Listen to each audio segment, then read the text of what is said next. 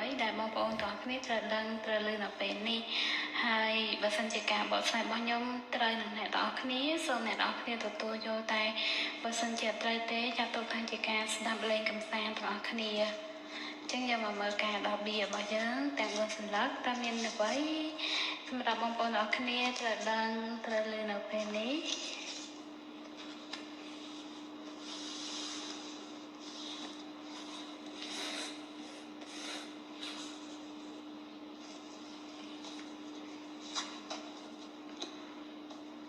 ទី1អូការទី2អូអ្នកទាំងអស់គ្នាអូល្អខ្លាំងមែនតើល្អខ្លាំងហ្មងណាចង់និយាយថាអ្នកទាំងអស់គ្នាមានគេ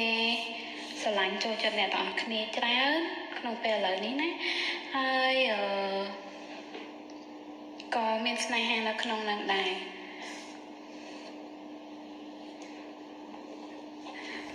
ទឹកបៀននេះនិយាយពីមនុស្សដែលគាត់មានឋានៈមានបុណ្យស័ក្តិនៅក្នុងសង្គមតែគាត់ប្រហែលជាមិនក្មេងទេគាត់ជាអាយុចាប់ពី30ឡើងទៅនិយាយទៅមានមនុស្សច្រើនអ្នកស្រឡាញ់អ្នកទាំងអស់គ្នាហើយសុទ្ធតែជាមនុស្សដែលមានលុយមានអំណាចហើយពួកគាត់ហ្នឹងគឺជាមនុស្សល្អទាំងអស់គ្នាហើយពួកគាត់ចូលមកក្នុងជីវិតអ្នកទាំងអស់គ្នាហ្នឹងគឺផ្ដល់លាភសំណាងជូនអ្នកទាំងអស់គ្នាតែម្ដងអូល្អខ្លាំងណាស់បងប្អូនទាំងអស់គ្នានិយាយទៅបានន័យថាស្នេហារបស់អ្នកទាំងអស់គ្នានឹងរលូនទៅមុខហើយអ្នកខ្លះអាចឈានដល់ការរៀបអាពាហ៍ពិពាហ៍ទៀតផងបើគាត់សួរថាតើស្នេហាគាត់មិនដែរឥឡូវហ្នឹងអ្នកទាំងអស់គ្នាត្រូវដឹងនោះគឺស្នេហារបស់អ្នកទាំងអស់គ្នាអាចនឹងបានសម្រេចដូចបំណងដែលបងប្រាថ្នាអាចភ្ជាប់ពាក្យឬក៏ពីតំណែងតំណងដែលមិនច្បាស់លាស់ខ្លាយទៅជាច្បាស់លាស់ហើយអ្វីដែលសំខាន់គឺនៅក្នុងជីវិតរបស់អ្នកទាំងអស់គ្នាមានមនុស្សល្អៗជាច្រើននៅក្បែរនៅចាំជួយផ្ដល់ទាំងលុយផ្ដល់ទាំងសំណាងផ្ដល់ទាំងក្តីស្រឡាញ់ជូនអ្នកទាំងអស់គ្នាខ្លាំងតែម្ដងហើយបើសិនជាអ្នកទាំងអស់គ្នាធ្វើដំណើរទៅណាអ្នកទាំងអស់គ្នានឹងជួបតែរឿងល្អៗហើយជួបក្តីស្រឡាញ់អ្នកខ្លះទៀតគាត់អាចធ្វើដំណើរទៅជួបស្នេហាតាមរយៈការធ្វើដំណើរកម្សាន្តឬក៏ផ្លាស់ប្ដូរទីកន្លែងរស់នៅឬក៏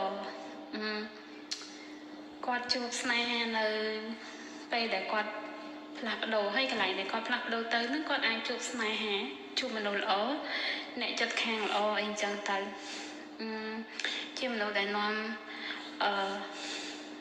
លាភសក្ការៈមកឲ្យយើង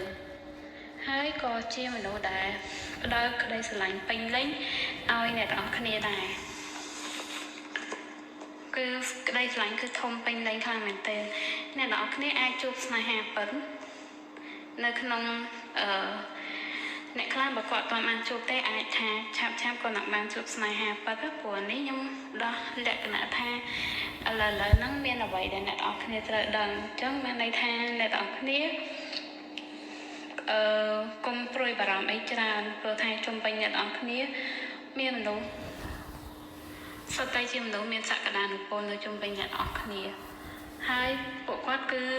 ស្រឡាញ់អ្នកទាំងអស់គ្នាចេញពីចិត្តចេញពីបេះដូងតែម្ដងហើយបើសួរថានៅកន្លែងការងារកន្លែងរកស៊ីកន្លែងសិក្សាអីក៏ដោយតែងតែមានមនុស្សជួយជ្រោមជ្រែងហើយអ្វីទាំងអស់ហ្នឹងតែងតែគេហៅថាផ្ដល់ឲ្យអ្នកទាំងអស់គ្នានៅសក្តានុពលផ្នែកហិរញ្ញវត្ថុរឹងមាំឲ្យអ្នកទាំងអស់គ្នាហើយកន្លែងអ្នកទាំងអស់គ្នាហ្នឹងតែងតែមិនថាកន្លែងទេគឺពាក់ព័ន្ធនឹងអ្នកទាំងអស់គ្នាតែម្ដងតែងតែជួបនៅសំណាងល្អចូលមកជារឿយធ្វើកិច្ចការអ្វីទៅក៏បានផលចំណេញហើយក៏មានមនុស្សផ្ដល់ក្តីស្រឡាញ់ពិតប្រាកដជូនអ្នកទាំងអស់គ្នាមានមនុស្សគេស្រឡាញ់គេអត់ហៅថា នៅមុខនិយាយផ្សេងនៅក្រៅនិយាយផ្សេងអត់ទេគឺមានមនុស្សដែលស្រឡាញ់យើងពិតចេញពីចិត្តចេញពីបេះដូងចង់ឃើញល្អចង់ឲ្យយើងល្អនៅក្នុងថ្ងៃអនាគតអញ្ចឹងអ្វីដែលអ្នកទាំងអស់គ្នាត្រូវដឹងគឺឥឡូវហ្នឹងអ្នកទាំងអស់គ្នាកំពុងតែមានសំណាងល្អហើយអនាគតទៅអ្នកទាំងអស់គ្នាមានទាំងលុយកាក់មានទាំងស្នេហាលាភសំណាងចូលមកក្នុងជីវិតហើយមានទាំងមនុស្សល្អៗនៅជុំវិញខ្លួនអ្នកទាំងអស់គ្នាទៀតហើយនៅក្នុងនេះដែរក៏អាចថាអ្នកទាំងអស់គ្នាអាចមានជំរើសតែជំរើសមួយណាអ្នកទាំងអស់គ្នារើសទៅគឺត្រូវទាំងអស់អត់មានខុសទេអ្នកខ្លះវិញគឺស្នេហាអាចនៅចិត្តខ្លួនគាត់ហ្នឹងហើយអ្នកខ្លះមួយចំនួនទៀតគាត់អាចនឹងការជួបស្នេហាតាមការរយៈធ្វើដំណើរទៅយើងជួបគ្នាចៃដន្យអីចឹងទៅហើយអ្នកខ្លះទៀតបើគាត់ដូរកន្លែងក្នុងការរស់នៅគាត់អាចជួបសំណាងជួបមនុស្សល្អបើអ្នកខ្លះទៀតគាត់អាចដូរកន្លែងសិក្សានិយាយទៅពាក់ព័ន្ធនឹងការផ្លាស់ប្ដូរឬក៏នៅធ្វើការកន្លែងតែប្ដូរមុខងារបដូរអីក៏ជាពេលដែលគាត់បដូរទៅហ្នឹងណាគាត់នឹងមានឋានៈធំជាងមុនហើយនឹងមានលុយច្រើនជាងមុនហើយក៏សម្បូរក្តីស្រឡាញ់ដែលផ្ដល់ឲ្យគាត់នឹងច្រើនជាងមុនដែរអញ្ចឹងអ្វីដែលអ្នកទាំងអស់គ្នាដឹងនៅពេលនេះគឺខ្ញុំបានរៀបរាប់អស់ហើយសង្ឃឹមថាអ្នកទាំងអស់គ្នានឹងទទួលបានចម្លើយដែលអ្នកទាំងអស់គ្នាត្រូវដល់ឡើយនេះអញ្ចឹងអរគុណបងប្អូនទាំងអស់គ្នាដែលបាន